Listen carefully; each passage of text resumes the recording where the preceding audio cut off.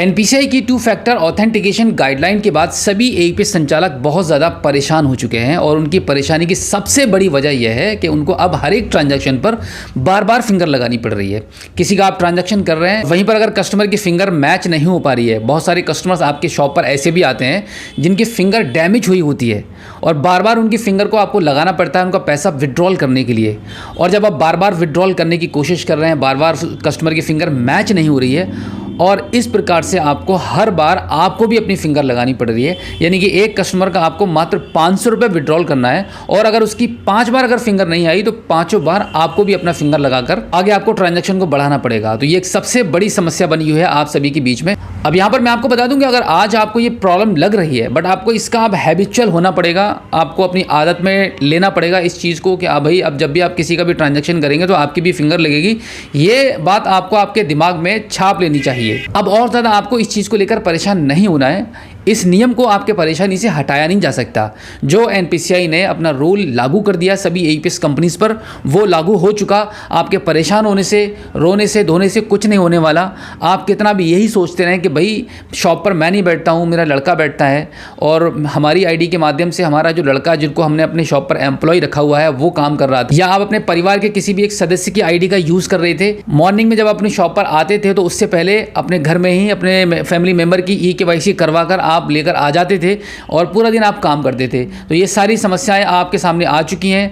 अब आपको मजबूरन आपके ही नाम की आईडी यूज़ करनी पड़ेगी या फिर जो भी आपकी शॉप पर बैठ रहे हैं उनके नाम से आप एक आईडी रजिस्टर्ड कराइए और अपना काम स्टार्ट कीजिए। अगर आप यूपी से बिलोंग करते हैं और अगर अभी तक आपके पास रॉयनेट सीएसपी आईडी नहीं है तो आप हमारे स्क्रीन पर दिए गए कॉन्टैक्ट नंबर पर हमें कभी भी संपर्क कर सकते हैं। हम आपकी पूरी सहायता करेंगे और टेक्निकल सपोर्ट आपको यहाँ पर कदम कदम पर मिलेगी। कभी भी आपको किसी भी समस्या का और किसी भी परेशानी का सामना नहीं करना पड़ेगा।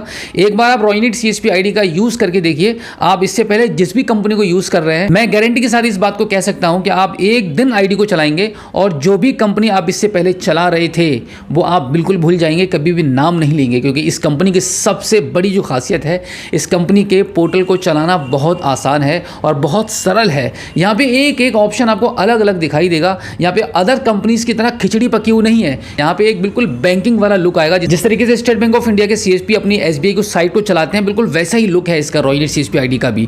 तो एक बार आप रॉयनेट का सीएसपी बनकर देखिएगा, आपको बहुत अच्छा लगेगा। कमीशन भी आपको यहाँ पे बहुत ज्यादा अच्छी मिलती है। तो ओवरऑल कहने का मतलब सिर्फ इतना ही है कि जो भी शॉप पर बैठ रहे हैं उन्हीं के नाम से अब आपको मजबूरन आईडी लेनी पड़ेगी, क्योंकि बार बार फिंगर लगाने हर ट्रांजैक्शन पर तो आप नहीं आ पाएंगे। जिसके भी नाम से आईडी चला रहे हैं तो अब आप आपके नाम से आईडी ले लीजिए और अपने काम की स्पीड को बढ़ाइए। और इसी के साथ एक जानकारी मैं आपको और दे दूं जो कि सभी एईपीएस संचालकों के लिए बहुत ही जरूरी है और बहुत महत्वपूर्ण है, और वो ये है कि अब आपको आपके सेंटर पर 2024 से यानी कि जनवरी के इसी मंथ से आपको हर ट्रांजैक्शन का रजिस्टर मेंटेन करना पड़ेगा। आप किसी भी कंपनी की एईपीएस आईडी चला रहे हैं, अगर आप अभी भी अपने सेंटर पर मल्टीपल आईडीज रखे हुए हैं तो हर कंपनी के अलग अलग नाम से जितनी भी कंपनीज की आईडी आपके पास है उन सभी कंपनीज की अलग अलग नाम से एक रजिस्टर आपको बनाना पड़ेगा। ट्रांजैक्शन रजिस्टर, मनी ट्रांसफर कर रहे हैं, रिचार्ज कर रहे हैं, पैन कार्ड अप्लाई कर रहे हैं, आप एईपीएस कर रहे हैं, आप माइक्रो एटीएम के माध्यम से कैश को विड्रॉल कर रहे हैं, यानी कि ओवरऑल आपके किसी भी एईपीएस पोर्टल से जो भी एक्टिविटी कर रहे हैं वो उस कंपनी के नाम के रजिस्टर पर आपका मेंशन होना चाहिए। इसका क्या बेनिफिट है और क्यों मैं आपको ये बता रहा हूँ कि आपको अब रजिस्टर्ड मेंटेन करना उतना ही ज़रूरी है जितना कि ज़रूरी आप अपने सेंटर पर ट्रांजैक्शन करना समझते हैं। इसकी अपडेट जो है, मेन अपडेट मैं आपको अगली वीडियो में देने वाला हूँ, जहाँ पे आपको पूरी जानकारी मिलेगी कि अगर आप रजिस्टर्ड मेंटेन नहीं करेंगे तो आप पर क्या नुकसान हो सकता है। देखिए यहाँ पे एनपीसीआई ने जब से टू फैक्टर ऑथेंटिकेशन का नियम लागू किया है, आप लोग मजबूर हो चुके हैं क्योंकि वो आपकी एईपीएस आईडी के सॉफ्टवेयर में ही इनबिल्ट कर दिया गया है। आप चाहकर भी उस चीज़ को नहीं हटा सकते क्योंकि वो आपके सिस्टम पर आ ही जाता है। तो आपको मजबूरन इस नियम को फॉलो करना पड़ रहा है ना, कि अब आपको आपके हर ट्रांजैक्शन से पहले आपको अपनी फिंगर लगानी पड़ रही है।